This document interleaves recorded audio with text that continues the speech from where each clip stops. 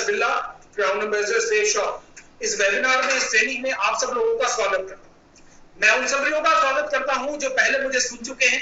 मैं उन लोगों का भी स्वागत करना चाहता हूं जो कि आज इवॉल्व इंडिया द्वारा ऑर्गेनाइज करे इस वेबिनार और ट्रेनिंग का पहली बार इसको सुन रहे हैं। और सभी लोग जो आज मुझे यहाँ पर देख रहे हैं, जो मुझे सुन पा रहे हैं, मैं उन सब लोगों का बहुत बहुत अभिनंदन करता हूँ, बहुत बहुत स्वागत करता हूँ। दोस्तों, आज मैं यहाँ पर आपसे 2-3 चीजों के बारे में बात करना चाहूंगा और उसमें सबसे पहले मैं बात करना चाहूंगा मल्टी लेवल मार्केटिंग के बारे में। ये मल्टी लेवल मार्केटिंग है क्या, इसकी शुरुआत कहां से हुई? दोस्तों, उस शुरुआत से पहले मैं आपको कुछ पिछले कुछ सालों में ले जाना चाहता हूं। मैं आपको बताऊं कि मल्टी लेवल मार्केटिंग की शुरुआत इंडिया में तो हुई कुछ 1995 में, यानी कि 1995 में। अगर मैं विदेशों की बात करूं, अगर मैं बात करूं अमेरिका और यूरोप की, तो वो शुरुआत हुई 1970-1975 के आसपास। लेकिन जब इंडिया में इसकी शुरुआत हुई मल्टी लेवल मार्केटिंग की, उससे पहले हमारा सिस्टम ऐसा नहीं था कि जो प्रोडक्ट हम यूज कर रहे हैं आज मल्टी लेवल मार्केटिंग के थ्रू, सेफ शॉप के थ्रू, उससे पहले हम वो प्रोडक्ट यूज नहीं कर रहे थे। दोस्तों, प्रोडक्ट तो हम बहुत समय पहले से यूज कर रहे थे। पहले ये प्रोडक्ट का सिस्टम क्या था और आज ये मल्टी लेवल मार्केटिंग में क्यों ये प्रोडक्ट आए, इसकी शुरुआत मल्टी लेवल मार्केटिंग की क्यों हुई, इन सब चीजों के ऊपर मैं आपके साथ में डिस्कशन करना चाहूंगा। लेकिन पहले मैं बात करना चाहूंगा कि मल्टी लेवल मार्केटिंग से पहले जो हमारा सिस्टम था वो किस तरीके से चल रहा था और आज भी वो चल रहा है। मैं उसमें एक प्रोडक्ट का एग्जांपल आपके साथ में लेना चाहूंगा सबसे पहले। और दोस्तों, वो प्रोडक्ट मैं एक कोक की एक छोटी सी बोतल के ऊपर से मैं बात करना चाहूंगा। आज एक आधा लीटर की एक बोतल जो कि हम कोक की मार्केट से आप भी खरीदते हैं, मैं भी खरीदता हूं, हम सब उसको पीते हैं। अगर मैं आधा लीटर की बात करूं तो आधा लीटर की हम बोतल लगभग 40 रुपए की हम खरीदते हैं। लेकिन दोस्तों, वो प्रोडक्ट जिसका हम कीमत 40 रुपए पे करते हैं, अगर मैं उसकी मैन्युफैक्चरिंग कॉस्ट के बारे में अगर आपको बताऊं, यानी कि जो उसकी उत्पादन, जो उसका उत्पाद हुआ, उसकी अगर मैं कॉस्ट के बारे में बताऊं तो आप हैरान हो जाएंगे। जी हाँ, उसकी जो प्रोडक्शन कॉस्ट है, उसकी जो मैन्युफैक्चरिंग कॉस्ट है, वो सिर्फ और सिर्फ 4 रुपए है। लेकिन वो 4 रुपए की बोतल हमारे तक पहुंचते पहुंचते वो 40 रुपए की हो जाती है। ऐसे कौन से बीच में चैनल्स हैं, ऐसे बीच में कौन से लोग हैं जो कि अपना ये मार्जिन बीच में रखते हैं और ये कॉस्ट बढ़ती रहती है। देखो, ये सिर्फ पेप्सी, कोक, स्प्राइट या उसमें नहीं है, ये हमारे जीवन में जितनी भी चीजें हैं ये उन सब में है, उन सब में। अगर आज मैं ये सूट की बात करूं तो इस सूट की जो मैन्युफैक्चरिंग कॉस्ट है, अगर वो 100 रुपए है तो वो मेरे तक पहुंचते पहुंचते उसका जो कस्टमर रेट हो जाता है वो लगभग 1000 रुपए का हो जाता है। अगर मैं बात करूं ये चश्मे की बात करूं जो कि मैंने पहना हुआ है, अगर इसकी मैन्युफैक्चरिंग कॉस्ट की बात करूं तो शायद ये होगा 200, 300 या 400 रुपए का। लेकिन जब हम इसको लेंस कार्ड से या किसी और जगह से खरीदने के लिए जाते हैं तो ये मेरे को मिलता है वहां पर और आपको मिलता है 2000, 3000, 4000 या 5000 रुपए का। क्या मैं ठीक कह रहा हूं?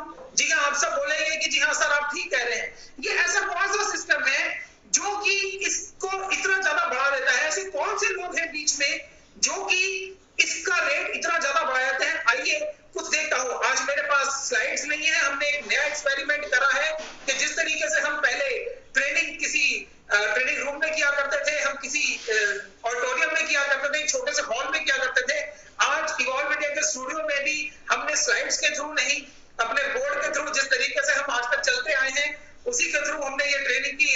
आज हम वैसे कर रहे हैं। तो जिस बात के ऊपर में था कि ये ऐसा कौन कौन से लोग हैं जो कि 4 रुपए मैन्युफैक्चरिंग कॉस्ट वाली चीज हमारे तक पहुंचते पहुंचते 40 रुपए की कैसे हो जाती है। उसमें जो सबसे बड़ा, जो पहले अगर जो होता है वो होता है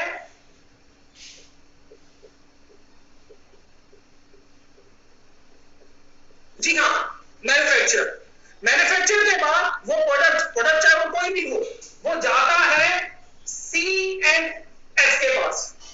C&F के बाद वो प्रोडक्ट जाता है डिस्ट्रीब्यूटर के पास।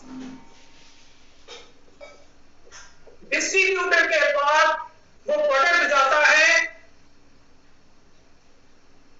ट्रांसपोर्टर के पास। ट्रांसपोर्टर के बाद वो प्रोडक्ट जाता है एडवर्टाइजिंग के लिए, क्योंकि एडवर्टाइजिंग एक प्रोडक्ट को बेचने के लिए एक बहुत बड़ा खर्चा है। आज कोई कोई भी प्रोडक्ट, वो हमें पता कैसे चलता है? वो हमें पता चलता है जब हम उसकी एडवर्टाइजिंग देखते हैं, जब हम उसकी एड देखते हैं। वो एड हम टीवी में भी देखते हैं, वो एड हम न्यूज़पेपर में भी देखते हैं, वो एड हम सोशल मीडिया पे भी देखते हैं, वो एड हम बहुत सारी जगहों पर देखते हैं, और किसी भी जगह पर वो एड भेजने का एक खर्चा बहुत बड़ा होता है। इसमें जो अगला सबसे बड़ा खर्चा वो मैंने आपको बताया, एडवर्टाइजिंग। उसके बाद वहां से निकल के वो प्रोडक्ट जाता है होलसेलर के पास, उसके बाद वो प्रोडक्ट जाता है रिटेलर के पास,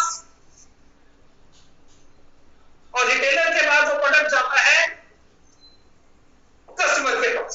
वही प्रोडक्ट जो यहाँ पर 20 रुपए का, सॉरी, जो 4 रुपए की जो चीज बनती है, जो कोक 4 रुपए की बनती है, वही प्रोडक्ट चलते चलते इन सबका बीच में मार्जिन लेते लेते एक कस्टमर के पास वो प्रोडक्ट जब पहुंचता है तो वो 40 रुपए का हो जाता है। वो 40 रुपए का हो जाता है। आज मल्टी लेवल मार्केटिंग की शुरुआत कहां से हुई कि मल्टी लेवल मार्केटिंग में एक नया सिस्टम आया, और वो सिस्टम कहता है कि कोई भी प्रोडक्ट जो कि मैन्युफैक्चरर से बनेगा, जो भी प्रोडक्ट मैन्युफैक्चरर से बनेगा, हम उसका कोई सीएडएफ चार्जेस नहीं देंगे, हम उसके ऊपर कोई डिस्ट्रीब्यूटर चार्जेस नहीं देंगे, हम उसका कोई ट्रांसपोर्ट का खर्चा नहीं देंगे, हम उसका एडवर्टाइजिंग नहीं करेंगे। आज अगर मैं बात कर रहा हूं, और मैं आपसे कोक की बात कर रहा हूं, तो कोक का जो सबसे बड़ा खर्चा है वो है एडवर्टाइजिंग। दोस्तों, आप जब टीवी में आज देखते हैं या पहले कभी देखते थे, आज कोक के प्रोडक्ट को आए हुए आज शायद 30, 35, 40 साल हो चुके हैं, और 30-35 सालों से वो ऐड आए ही जा रही है। कभी उसको शाहरुख खान करता है, कभी उसको अमिताभ बच्चन करता है, कभी उसको आमिर खान करता है, और कभी बड़े बड़े स्टार्स करते हैं। और वो स्टार्स इस एडवर्टाइजिंग को करने के लिए जो अपना अमाउंट लेते हैं, वो अमाउंट जाता कहां से है? वो अमाउंट जाता है आपकी जेब में से, या फिर वो मेरी जेब में से, यानी कि कस्टमर की जेब में से। वो एडवर्टाइजिंग, वो होलसेलर, वो रिटेलर, मल्टी लेवल मार्केटिंग ने कहा कि ये खर्चा हम नहीं करेंगे, हम सिर्फ एक काम करेंगे कि कोई भी प्रोडक्ट जो कि हमारी कंपनी सेफ शॉप मैन्युफैक्चरर से खरीदेगी और सीधा रिटेलर को देगी, और उसमें जो 70 से 80% इन सब लोगों को जाता है, जो 70 से 80% उन लोगों को ना देके, वो 70 से 80% या तो आपको जाएगा या वो मेरे को जाएगा, सेफ शॉप डिस्ट्रीब्यूटर को जाएगा, सेफ शॉप एसोसिएट को जाएगा। ये मैन्युफैक्चरर से लेकर सीधा कस्टमर तक ये चीज पहुंचती है, और यही सब मार्जिन जो इन सब लोगों को दिया जाता है, वो उन सब लोगों को ना देकर वो आपकी और मेरी जेब में आता है। ये सिस्टम आया मल्टी लेवल मार्केटिंग का। दोस्तों, मैं आपको एक बात और बताऊं, आज से पहले ये सिस्टम चले जा रहा था इंडिया में कि कोई भी प्रोडक्ट बेचने के लिए एक दुकान लेनी जा रही थी। अगर मैं बात करूं 1960, 1970 की, तो उन दुकानों की कीमत होती थी कुछ 10, 20, 30 हजार रुपए। शायद हमारे जो माता पिता थे, हमारे ग्रैंडफादर थे, उन्होंने जो पुराने घर लिए हुए हैं, मुझे याद है मैंने अपने घर की जब रजिस्ट्री करवाई थी, मुझे घर की रजिस्ट्री करवाई थी मैंने 2005 में, जिस घर में मैं रहता हूं, जब मैंने उसको 2 करोड़ रुपए में लगभग खरीदा था, और पुरानी चेंज जब मैंने ली तो मैंने देखा कि उसी आदमी ने यही वाला प्लॉट 1977 में या 75 में वो सिर्फ 11,000 रुपए का लिया।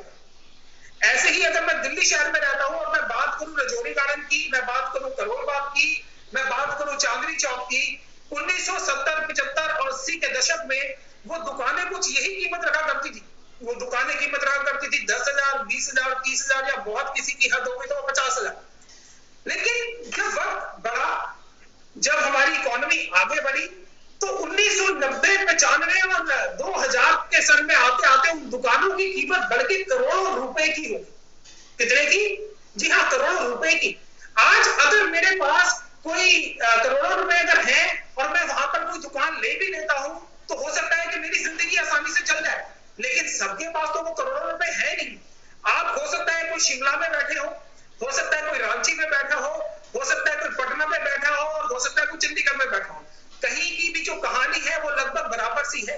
आज कहीं पर आप कोई दुकान लेने जाते हैं तो उसको करोड़ों से कम में कुछ भी नहीं आता। क्या मैं ठीक कह रहा हूं? जी हाँ, आप कहेंगे कि सर आप बिल्कुल ठीक कह रहे हैं। दोस्तों, आज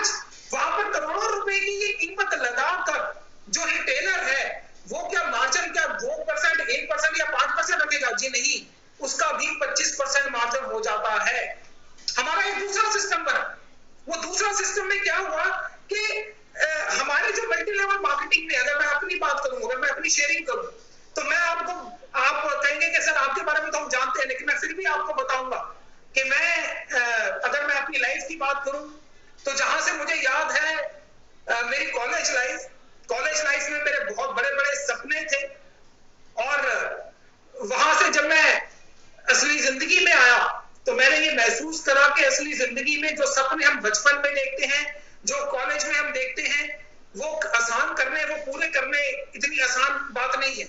जब मैंने उसके लिए काम करना शुरू करा तो मैंने उसमें बहुत सारे काम करने शुरू करे। मैंने प्रिंटिंग का काम भी करा, मैंने ट्रांसपोर्ट का काम भी करा, मैंने कैरोगेटेड बॉक्सेस का काम भी करा, जो गत्ते के हम बॉक्स बनाते हैं, मैंने उसका काम भी करा, मैंने नौकरी भी करी है, मैंने ट्रांसपोर्ट का काम भी करा है, मैंने फैक्ट्री भी चलाई है। उन सब चीजों को आजमाने के बाद, उन सब चीजों में दाव लगाने के बाद मेरे जो सपने थे वो धुंधले से होते जा रहे थे, और मेरे को ये समझ में आना शुरू हो रहा था कि नहीं यार, जिंदगी वैसी नहीं है जैसे कि मैं सोचा करता था। और मैं क्या सोचा करता था कि यार चलाऊंगा तो बड़ी कार चलाऊंगा, पहनूंगा तो बड़ी शानदार सी राडो पहनूंगा, और बैठूंगा कहीं पर तो बड़ी शाही जिंदगी होनी चाहिए। लेकिन उस टाइम एक वक्त मेरी जिंदगी में एक ऐसा वक्त आया कि जबकि मुझे ऐसा महसूस होने लग गया, या मेरा माइंडसेट कहिए तो कुछ ऐसा हो गया कि नहीं यार, ये जो बातें हैं ये सपनों की बातें, और ये सिर्फ सपनों में ही ठीक लगती हैं। लेकिन दोस्तों फिर मेरी जिंदगी में सेफ शॉप आया। शायद वही मार्जिन, वही सब कुछ जो कि इन लोगों को मिल रहा था, वो मेरे को और आपको मिलना शुरू हो गया, और आज उसकी वजह से मेरी जिंदगी में एक बहुत बड़ा बदलाव आया। यही प्रोडक्ट्स मैंने लोगों को प्रमोट करने शुरू करे, मैंने लोगों को बताने शुरू करे, मैंने बिजनेस पे काम करना शुरू करा। आज मैं आपको बताऊं कि 19.5 साल हो चुके हैं मेरे को सेफ शॉप पे। इस 19.5 साल के दौरान लगभग 50 लाख लोग हैं हिंदुस्तान में, जिनके के घर मेरे द्वारा और मेरी टीम के द्वारा ये प्रोडक्ट उन लोगों तक पहुंचाए गए हैं, और उसके ऊपर आज मैं 30 करोड़ से ज्यादा की इनकम कर चुका हूं। कितनी? 30 करोड़ से ज्यादा की इनकम। जो पुराने लोग हैं वो इसको शायद इतनी हैरानी से नहीं ले रहे होंगे, लेकिन जो मेरे नए एसोसिएट, जो मेरे नए और जो आज और पिछले कुछ वक्त में जुड़े हैं मेरे भाई और बहन, वो सोच रहे होंगे कि इतनी बड़ी फिगर 30 करोड़ रुपए, ये कैसे पॉसिबल है, ये कैसे पॉसिबल है। मैं आपको बताता हूं कि ये क्यों हो पाता है और कैसे हो पाता है। हमारी सोसाइटी में 2 सिस्टम चलते हैं। पहला सिस्टम जो हमारी सोसाइटी में चलता है वो चलता है,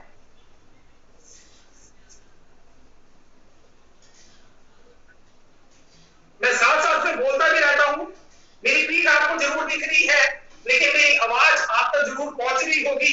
हमारी सोसाइटी में 2 सिस्टम चलते हैं। पहला सिस्टम होता है अवर पीपल मनी, अवर पीपल एफर्ट्स।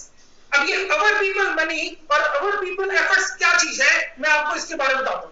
अवर पीपल मनी है कि हो सकता है कि मेरे मदर फादर या मेरे कोई पुश्तैनी जगह, मेरी पुश्तैनी दुकान दिल्ली में मेन बाजार में हो, चांदनी चौक में हो, रजौरी गार्डन में हो या करोल बाग में हो, और अगर वो है तो मैं अपनी जिंदगी बड़े आसानी से चला सकता हूं। लेकिन अगर नहीं है और मेरे को आज रजौरी गार्डन में अपने लिए कोई एक दुकान लेनी है तो उसकी कीमत शायद आज 15 से 20 करोड़ रुपए। क्या हमारे पास 15 से 20 करोड़ रुपए हैं वहां पर वो दुकान खरीदने के लिए? अगर आपके पास है तो फिर तो आप जाइए वहां पर, उस दुकान को चलाइए, आपकी जिंदगी बड़ी आसानी से बीत जाएगी। लेकिन अगर किसी कोई ऐसा है भी, अगर कोई ऐसा है भी कि जिसके के दादाजी एक दुकान छोड़ गए थे, दादाजी के 4 बेटे थे, 4 बेटों के भी आज बेटी बेटियां हैं और आगे जाके वो 10, 12, 15 हो गए हैं, आज वो कहते हैं कि मेरे को एक और दुकान लेनी है, तो उसके लिए क्या करना होगा? उनको एक दुकान और लेनी होगी जिसकी की कीमत उनको चुकानी होगी। वहां पर एक दुकान और लेने के लिए वहां पर उसकी कीमत चुकानी होगी, और वहां से कमाई करने के लिए एफर्ट्स किसको करने होंगे? एफर्ट्स भी उन्हीं को ही करने होंगे। इस सिस्टम को कहते हैं अवर पीपल मनी, अवर पीपल एफर्ट्स। हाँ, मैं यहां पे लिख रहा हूं।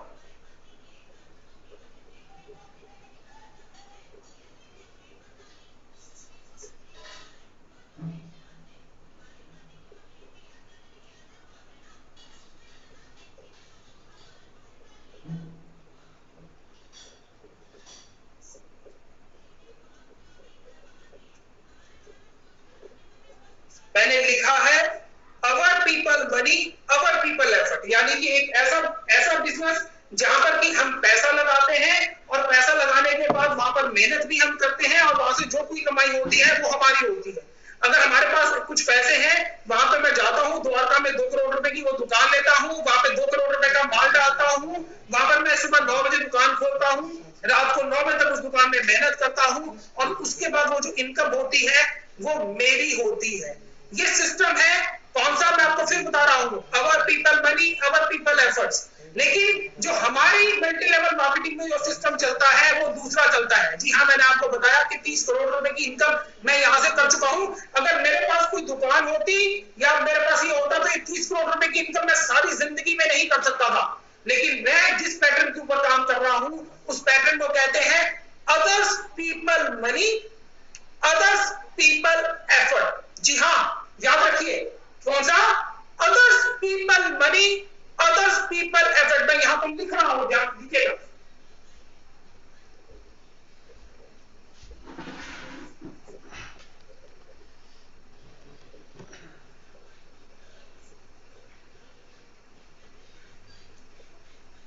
others people money, others people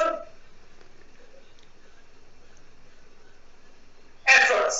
ये क्या, मैंने इस बिजनेस में जब शुरुआत करी थी तो मैंने एक प्रोडक्ट लिया था, उस प्रोडक्ट के लिए मैंने कुछ लगभग 7-8 हजार रुपए पे करे।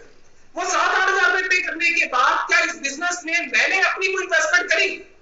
जी नहीं, मैंने इस बिजनेस में कोई इन्वेस्टमेंट नहीं करी। मैंने ये प्रोडक्ट अपनी और अपनी टीम के थ्रू लोगों तक पहुंचाए, इसको प्रमोट करना शुरू करा और घर घर तक मैंने इस प्रोडक्ट को पहुंचाया। मेरी वहां पर मेहनत लगी, मेरे एफर्ट्स लगे, मेरी टीम को बढ़ाने में, मेरी टीम की सेल्स करने में मैंने उसकी मदद करी। अदर पीपल मनी, जो लोग आए उसमें से बहुत सारे लोग आप यहाँ पे सुन रहे हैं, आप आए, आपने अपने लिए प्रोडक्ट लिया, क्या मेरा उसमें कोई पैसा दोबारा से लगा?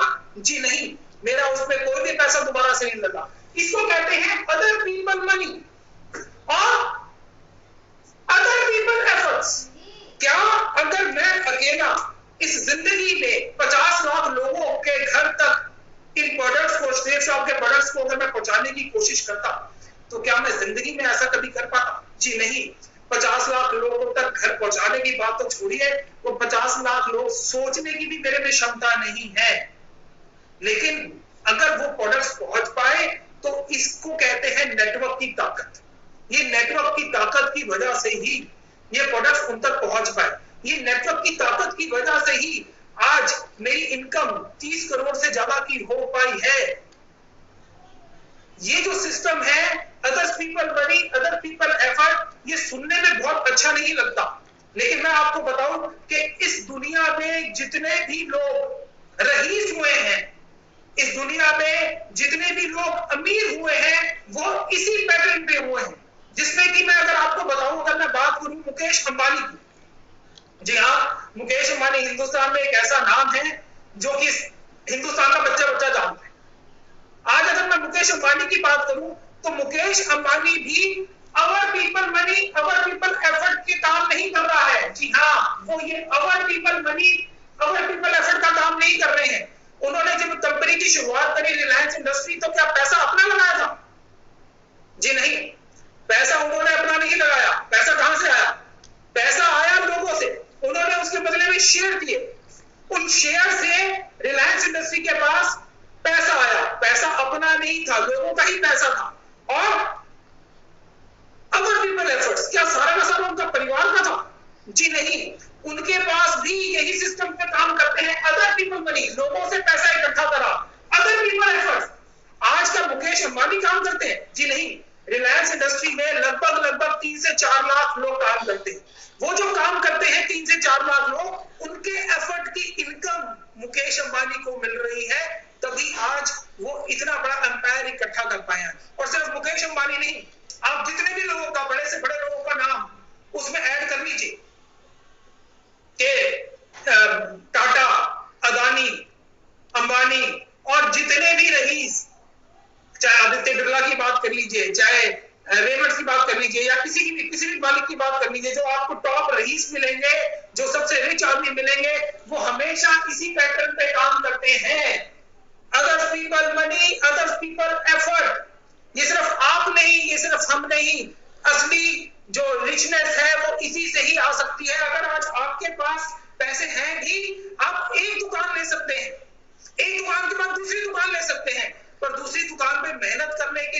भी तो चाहिए।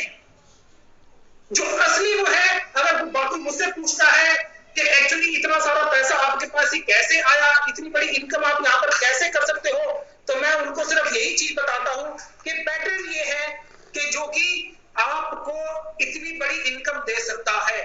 दोस्तों, multi level marketing, network marketing एक ऐसा कॉन्सेप्ट है जिसने कि आज मेरी जिंदगी बदल दी है। आज मेरी नहीं, लाखों लोग, मैं सिर्फ यहाँ पर अपनी कंपनी की बात नहीं करूंगा, मैं लाखों लोगों की बात कर रहा हूं जिन्होंने कि नेटवर्क मार्केटिंग इंडस्ट्री में अपनी लाइफ को बदला है। ये इनकम आप बहुत बड़ी कर सकते हैं, बहुत बड़ी इनकम कर सकते हैं, लेकिन एफर्ट्स लगाने पड़ते हैं, बहुत मेहनत लगानी पड़ती है। बहुत से लोग ये वाली बात कहते हैं कि हर्ष सर और दीपक सर बड़े मुकद्दर वाले हैं, जिनको की सेफ शॉप 2000 में ही मिल गई। क्योंकि आप में से बहुत सारे लोगों को शायद पता होगा, और जिन लोगों को नहीं भी पता मैं आज उनको भी बताना चाहता हूं कि 14 दिसंबर सन 2000 में हमारी कंपनी की शुरुआत हुई, और 14 दिसंबर सन 2000 को ही मैंने और दीपक सर ने कंपनी के साथ शुरुआत करी थी। यानी कि अगर पहली ज्वाइनिंग की बात करें तो वो हर्ष बिल्ला और दीपक बिल्ला ही थे इस कंपनी में। हमने जब इस कंपनी की शुरुआत करी तो उस टाइम पे काम आसान नहीं था। आज जब बहुत बड़ी इनकम की बात आती है, जब बहुत बड़ी टेस्टिमनीज की बात आती है, हो सकता है कि आज आप फ्रेशर लेवल पर हो और आप किसी को जब प्लान दिखाते हैं कि पहले महीने में 2, दूसरे महीने में 4, तीसरे महीने में 8, 16, 32, 64 ये प्लान आप दिखाते हैं वेबिनार के थ्रू, तो लोग पूछते होंगे आपसे कि आपकी क्या अचीवमेंट है, आपकी क्या इनकम है। हो सकता है आप अपने बारे में ना बताते हो, पर हो सकता है आप बड़े सारे सीनियर्स के बारे में बताते हो कि ये हमारे सुबोध सर हैं जिन्होंने 2.5 करोड़ रुपए का घर यहाँ से लिया है, ये हमारे पांडा सर हैं जिन्होंने 80 लाख रुपए की रेंज रोवर ली है, ये हमारे अमित सर हैं जिन्होंने यहाँ से ऑडी खरीदी है, ये हमारे मान सर हैं जिन्होंने की यहाँ से इतनी इनकम करी है, यहाँ से इसूजू की गाड़ी खरीदी है, ये हमारे अजय सर हैं जिन्होंने की यहाँ पे गाड़ी ली है। आप शायद मेरे बारे में और दीपक सर के बारे में बताते हो, आप ये बताते होंगे, लेकिन इस बिजनेस में आपको स्ट्रगल करना भी पड़ेगा। ऐसा नहीं है कि कोई 2001 में ज्वाइन हो गया था तो उसको स्ट्रगल नहीं करना पड़ा, और कोई 2020 में ज्वाइन करेगा तो उसको स्ट्रगल नहीं करना पड़ेगा। इस बिजनेस में मैंने और दीपक सर ने भी बहुत स्ट्रगल करा है। इतना स्ट्रगल करा है कि अगर मैं उनके बारे में, उनकी कहानियों के बारे में मैं आपको बताना शुरू हो जाऊं कि क्या क्या काम हमने करे हैं, तो शायद पूरी रात बीत जाएगी। लेकिन कुछ चीजें हैं जो कि मेरे को आज याद आती हैं, कुछ ऐसे स्ट्रगल हैं जो कि मेरे को याद आते हैं, जिनके बारे में कि मैं आज आपको जरूर बताना चाहूंगा। वो मैं आपको इसलिए भी बताना चाहूंगा कि आज बहुत सारे लोगों को ये लगता होगा कि यार हम काम तो कर रहे हैं पर रिजल्ट नहीं आ रहे, तो उसके बारे में मैं आपको बताऊंगा कि मेरा एक ऐसा वक्त था कि जबकि मैं कई सारे शहरों में गया, लोग तो यहाँ पर आपको झूठे मूठे वादे कर देते होंगे, मेरे साथ तो कुछ ऐसी स्टोरियां हुई हैं जिसको कि मैं कभी जिंदगी भर नहीं भूल सकता। मैं अगर मैं शुरुआत करूं आज अपने स्ट्रगल की, तो उसमें मैं सबसे पहले आपको बताता हूं कि शायद आज तो हमारा वो बोलना उतना ज्यादा नहीं हो पाता, लेकिन जब हम फ्रेशर लेवल पे थे तो सुबह 9 बजे 9:30 बजे से हमारी सेफ शॉप की जर्नी शुरू हो जाती थी, और वो रात को कभी 11 बजे, कभी 12 बजे, कभी 1 बजे और कभी 2 बजे खत्म हुआ करता।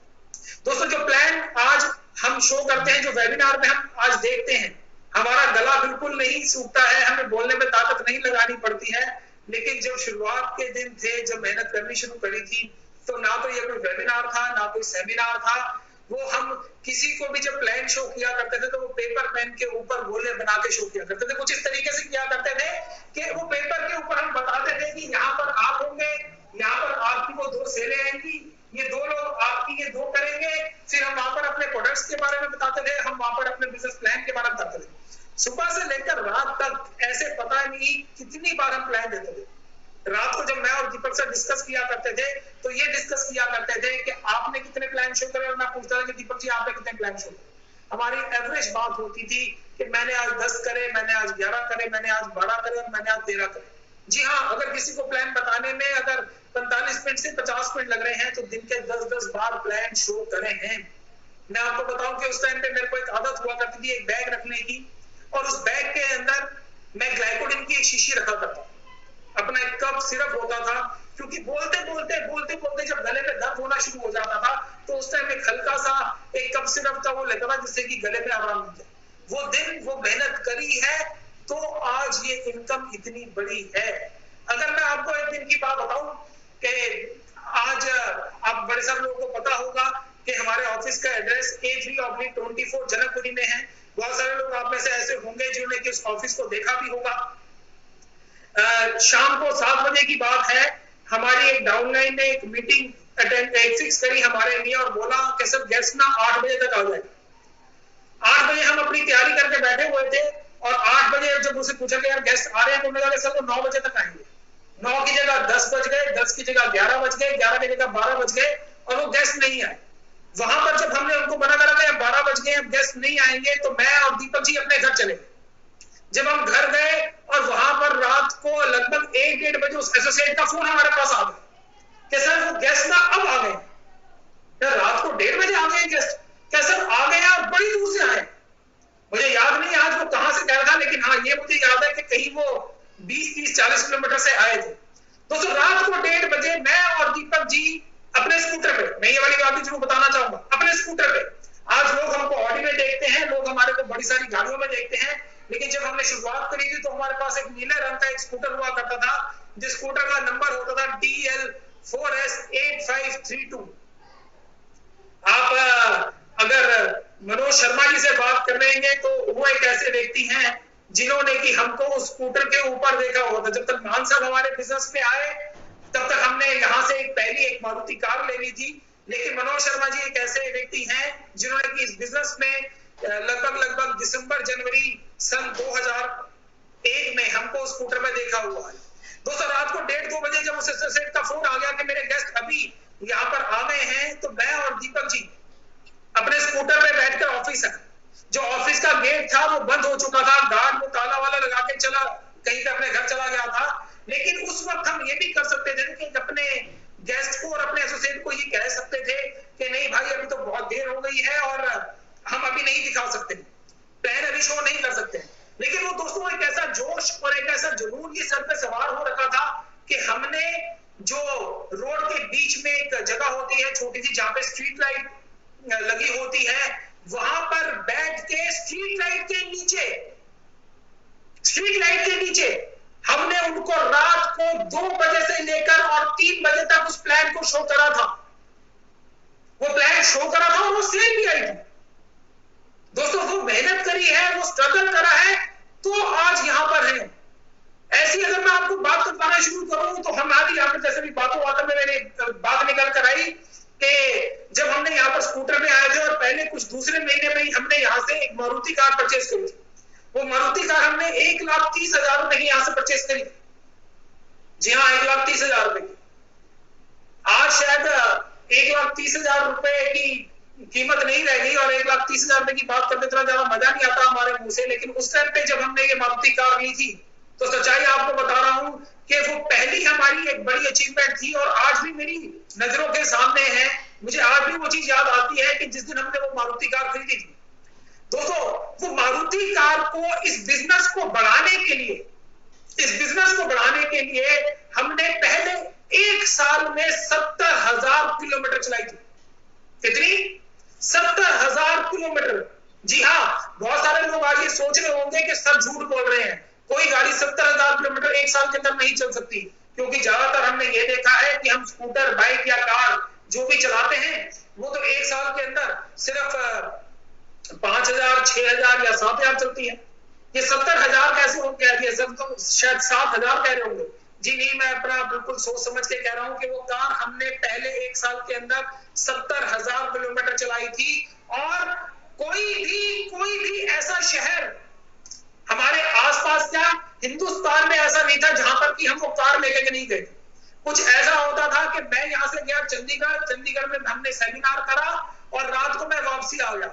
रात सुबह गए, सारा दिन वहां पर काम करा, रात को वहां से 10 बजे चले और सुबह कुछ 3-4 बजे के आसपास हम घर पहुंच गए। मैं घर आके सोया, दीपक जी ने वही कार उठाई और वो कार उठाने के बाद वो चले गए जलंधर, वो चले गए जयपुर, वो चले गए आगरा, और ऐसे करते करते काम करते ऐसा जुनून सवार हुआ था कि हमने वो अपनी कार 1 साल के अंदर 70,000 किलोमीटर चलाई। जी हाँ 70,000 किलोमीटर। अब बात अभी निकल कर आई कि मैंने उस कार से मैं चंडीगढ़ गया था।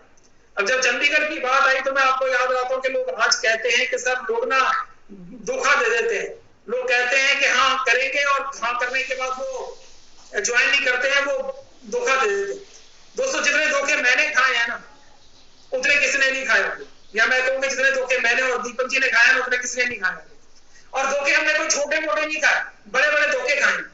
2001 में मेरे एक एसोसिएट के थ्रू एक सेल आई, मुझे नाम याद है, मिस्टर संजीव थे और वो चंडीगढ़ के रहने वाले थे। दोस्तों मैंने उनको बिजनेस बढ़ाने की बात करी और उन्होंने मेरे को कहा सर आप चंडीगढ़ आ जाओ और वहां तो सेलों की लाइन लग जाए। दोस्तों मेरे उनके साथ चंडीगढ़ का एक टाइम फिक्स हुआ, एक चंडीगढ़ शताब्दी चलती है, ये बात मैं आपको बता रहा हूँ 2001 की चंडीगढ़ शताब्दी चलती है जो यहाँ से लगभग 5:30 बजे चलती है और 7:45 बजे के आसपास चंडीगढ़ पहुंचा देती है। दोस्तों मैं यहाँ से सुबह शायद अपने 3-3:30 बजे उठा होऊंगा, तैयार होकर, ट्रेन का जमाना था, आज तो मेरे को ट्रेन में बैठे बहुत वक्त हो गया, लेकिन उस टाइम पे कहीं पर भी जब आना जाना होता था तो वो ट्रेन से या कार से ही होता था। वो किस्सा मेरे को याद है कि मैं ट्रेन से गया था चंडीगढ़ संजीव जी से मिलने के लिए।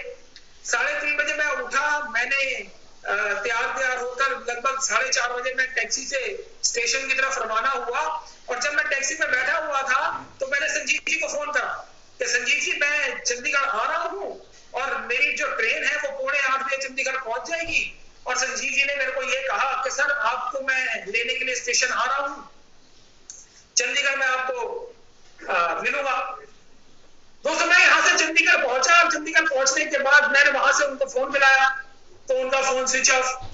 मेरे दिमाग में आया कि शायद बैटरी डाउन हो गई होगी तो वो आ रहे होंगे मेरे को लेने के लिए।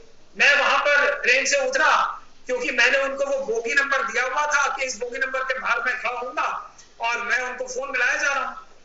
लगभग 15 मिनट हो गए, आधा घंटा हो गया, 1 घंटा हो गया, 2 घंटे हो गए, मैं वहां पे उनका इंतजार कर रहा। मैं ये सोच रहा कि शायद कहीं फंस गए होंगे, अभी आ रहे होंगे।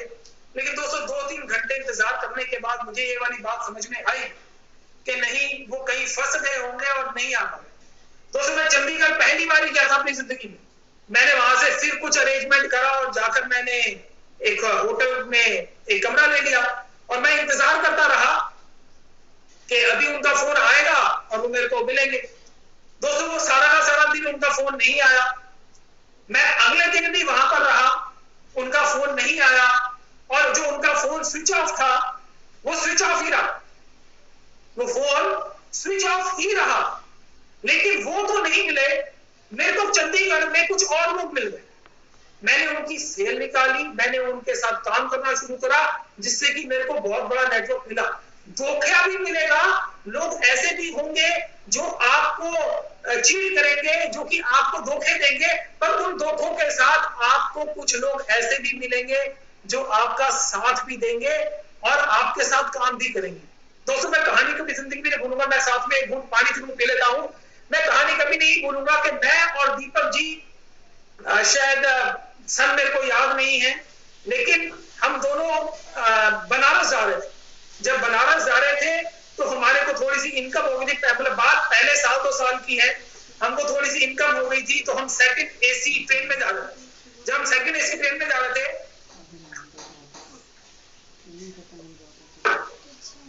तो वहां पर हमारे एक ट्रेन में जैसे होता है ना, बड़े सारे साथी आपको मिलते हैं। जब वो साथी मिलते हैं तो बात होनी शुरू हो जाती है और उस टाइम पे जुनून सवार था अपने सेल निकालने का। तो यहाँ से ट्रेन में जाते जाते ही हमने एक आदमी को बिजनेस प्लान दिखाया, उसकी सेल हमने वहीं पे ट्रेन में ले ली। वो कुछ दिन ऐसा था कि आज हम बनारस जा रहे हैं और कल शाम की हमारी वापसी। तो उस व्यक्ति को जब हमने सारी चीजें बताई तो उन्होंने कहा कोई बात नहीं, आप अपनी एक काम करिए, कल शाम की जो जाने की ट्रेन है वो आप कैंसिल करवाइए और आप फिर बाद में चले जाना, इस दौरान आप मेरे साथ काम कीजिए। दोस्तों हमने जाने की ट्रेन की टिकट उस टाइम कैंसिल करवा दी और कैंसिल करवाने के बाद हम वहां पर थे, हम उन लोगों के घर पहुंचे तो बस उन्होंने धोखा देना शुरू कर दिया। उन्होंने वही गोलियां देनी शुरू कर दी जो कि आप में से बहुत सारे लोगों को गोलियां मिलती होंगी और वो देख रहे होंगे। वो गोलियां उन्होंने देनी शुरू कर दी और उसके बाद वो हमको मिलेंगे। और ऐसा एक बार नहीं, ऐसा मेरे साथ 3 बार हुआ है। मैं जबलपुर गया, जी हाँ, मैं जबलपुर की कहानी जरूर आपको बताना चाहूंगा। अजय पिल्ले जी जबलपुर के रहने वाले हैं। सन 2001 में जबलपुर में अजय पिल्ले जी को ज्वाइन करवाने नहीं गया था, मैं जनवरी फरवरी 2001 में जबलपुर में गया था और उस टाइम मैंने बड़े सारे लोगों को प्लान दिखाया और उस टाइम पे मैंने एक ऐसे एक व्यक्ति को भी प्लान शो करा जिसका कि मैं यहां से नाम तो नहीं लूंगा, लेकिन ये जरूर बताऊंगा कि आज वो हमारे ही कंपनी के नेटवर्क में मेरे पैरेलल में है। मैंने उनको वहां पर वो प्लान शो करा, मेरी उम्र बड़ी छोटी थी, 25 साल की लगभग मेरी उम्र थी और उनका जो नेटवर्क मार्केटिंग में जो एक्सपीरियंस था वो बहुत बड़ा था। वो मेरे को, मैं जो उनको प्लान बताना शुरू करा सेक्स शॉप का, तो उन्होंने सुना ही नहीं, उन्होंने टोटली मेरे को देखते ही, मेरी बातें सुनते ही मेरे को रिजेक्ट कर दिया। लेकिन क्या उसके बावजूद भी मेरा नेटवर्क बना? जी हाँ, बहुत अच्छा बना। लाखों लोग हैं जो कि मेरी तरह बनना चाहते हैं। दोस्तों, मैं आपको सिर्फ यही चीज यहां से एक बताना चाहूंगा कि दोस्तों, अगर किसी ने अचीवमेंट करी है, किसी ने कोई भी अचीवमेंट करी है, तो उसके पीछे उसने बहुत मेहनत भी करी है, उसने बहुत स्ट्रगल भी करा। दोस्तों, मैं पहले 1 साल की ही बात आज आपसे करूंगा, मैं आज की बात नहीं करूंगा। मेरे को बिजनेस में 1 साल ही हुआ था, बड़े अच्छे रिजल्ट मिले जा रहे थे। चेक 5,000 से 10,000, 10,000 से 20,000, 20,000 से 30,000, लाख, 1.25 लाख, 1.5 लाख चेक बन गया था। एक हफ्ते का 1,73,000 रुपए।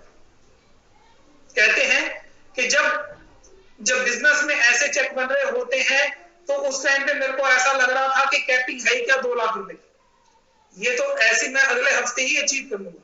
लेकिन ये बिजनेस है, इसमें बिजनेस ऊपर जाता है तो बिजनेस नीचे भी जाता है।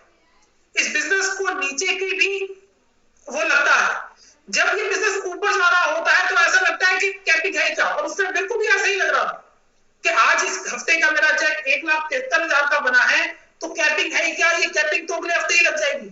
लेकिन फिर कुछ गलतियां होनी शुरू हुई। वो 1,73,000 से जो चेक है वो गिरते गिरते 1,50,000, 1,50,000 से 1 लाख, फिर 50,000, फिर 25,000 और वहां से गिरते गिरते वो हफ्ते का 5,000 का रह गया।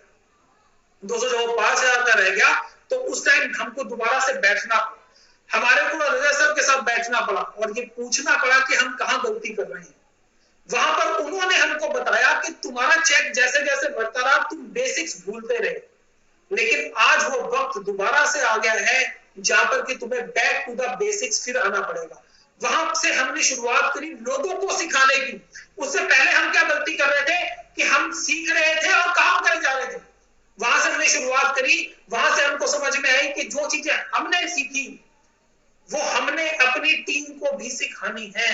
सिर्फ मेरे ट्रेनिंग लेने से कुछ नहीं होगा, मेरे सभी एसोसिएट तक ये ट्रेनिंग पहुंचनी बहुत जरूरी है। सिर्फ मेरे को वेबिनार नहीं अटेंड करना, मेरे को अपनी टीम में हर एक एसोसिएट, हर एक गेस्ट तक इस वेबिनार को पहुंचाना होगा। ऐसी बहुत सारी चीजें जब हमने वहां से सीखी, तो सीखने के बाद हमको ये पता चला कि कहां हम गलती कर रहे हैं, कैसे कैसे और बिजनेस को इंप्रूव करना है।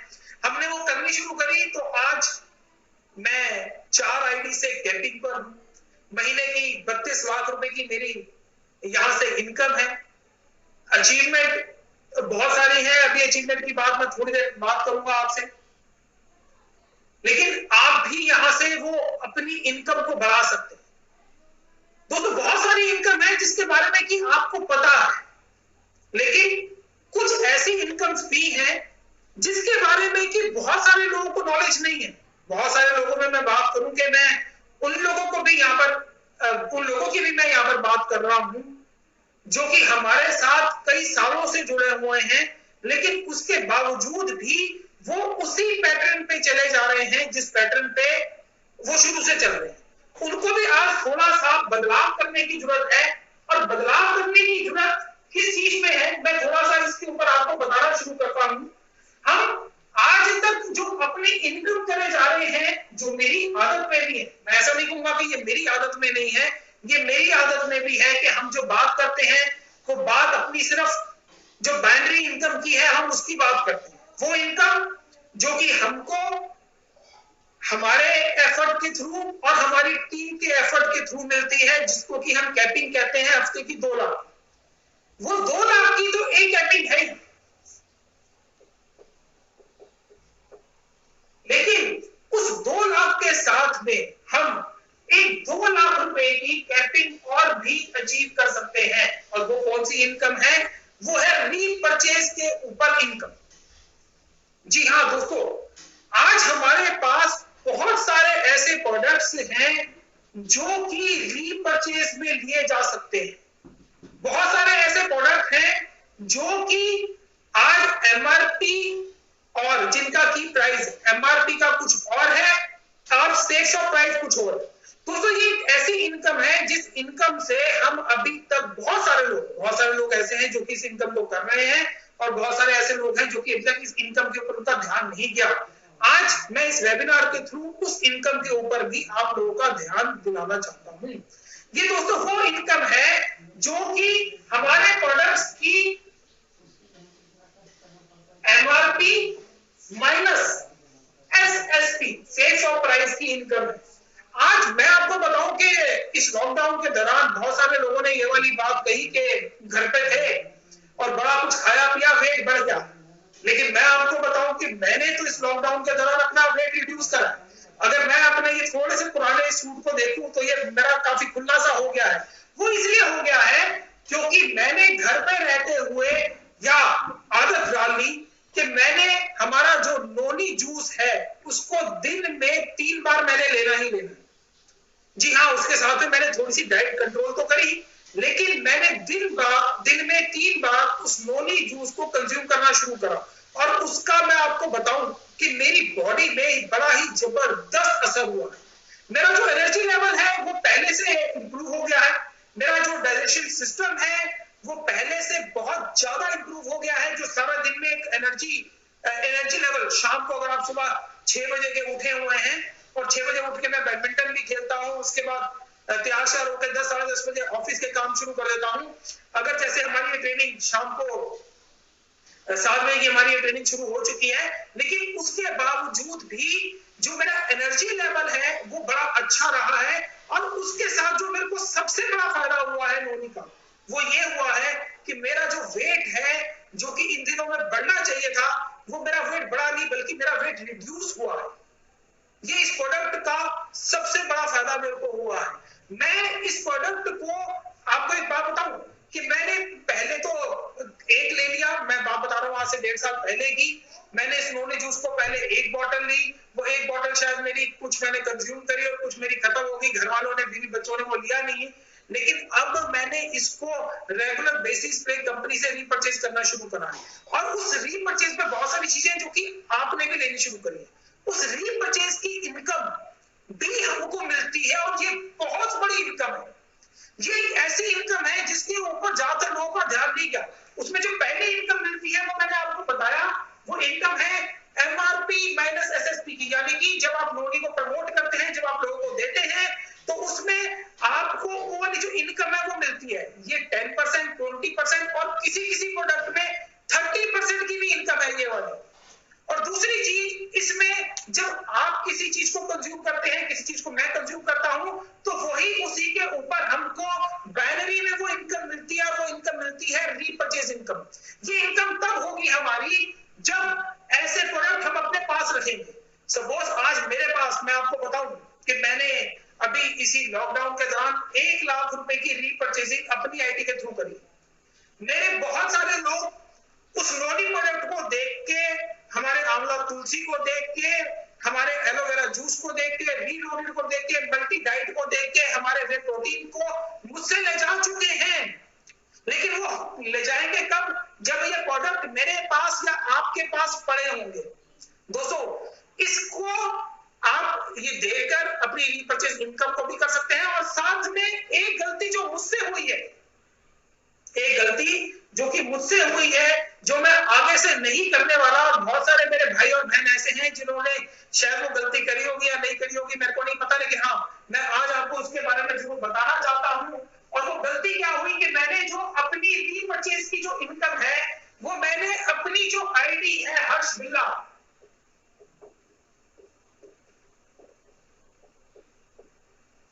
मैंने वो 1 लाख रुपए की जो रीपरचेज है, जिसके मैंने प्रोडक्ट खरीदे, वो मैंने अपनी आईडी हर्ष बिल्ला से ही कर ली।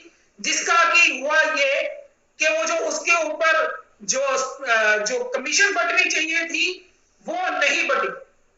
आप मेरा बात समझ रहे हैं? मैंने 1 लाख रुपए का रीपरचेज करा, वो मैंने रीपरचेज कर लिया अपनी आईडी से, हर्ष बिल्ला की आईडी से। अब हर्ष बिल्ला के ऊपर कितने लोग हैं? कंपनी है, तो वो पैसा जो उसके ऊपर बटना चाहिए था नहीं बटा।